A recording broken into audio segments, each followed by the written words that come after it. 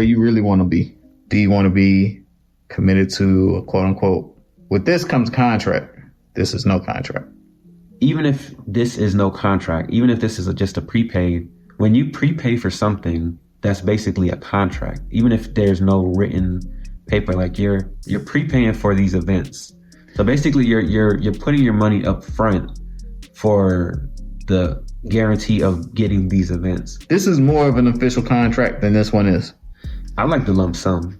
I know you do. I actually prefer the lump sum. I know you do. The lump sum is guaranteed money. The subscription is not guaranteed. To some extent, you got to forget what you've done in the past. The contract that you would probably do to draw this stuff up, it's not going to quite look like how your contract is now.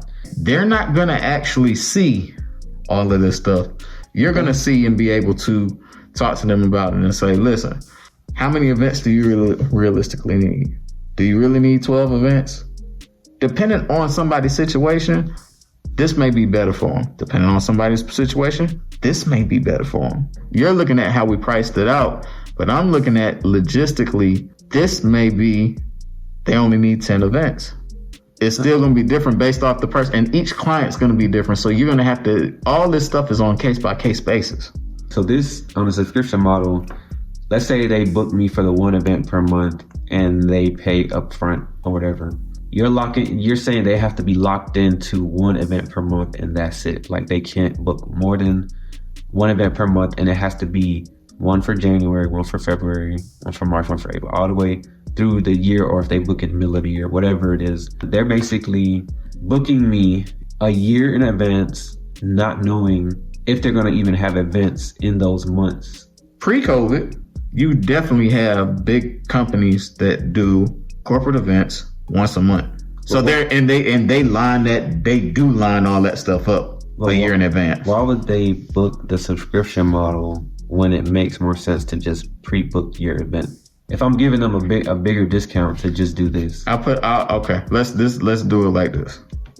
Let's get all the rest of these numbers down. Once everything is out, if you feel the need to change this stuff afterwards, we'll change it. The main thing that I want to do is get this out in front of you. So now you are actually thinking about it. Prior to us creating this, you weren't thinking about this. So pull a calculator out. 93% of 1,500.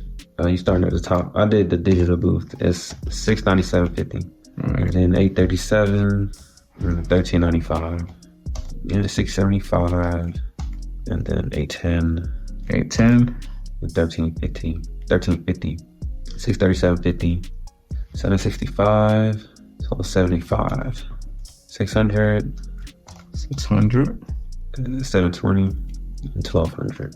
You got individual prices for each instead of, but this is 2 events. This is not. I told you they can mix and match. For the prepaid, there's no need to try to calculate, extrapolate every single option that they could possibly book. It's easier to just give them a discount based on how many events they do, how many events that they want to do. If I had one photo booth and one option for them, then we could extrapolate it all out. But I have different. I see. So if you got the individual price of each booth, of each one, and then they have to pick 10. They have to book 10, and so they're gonna pick them at this individual at that price. rate. At that rate, yeah. That's how they mix and match those 10. Mix and match, yeah. So they tell me I want 3 digital booths, I want 3 print booths, and I want 4 360 booths, and I want to be able to use those whenever like that.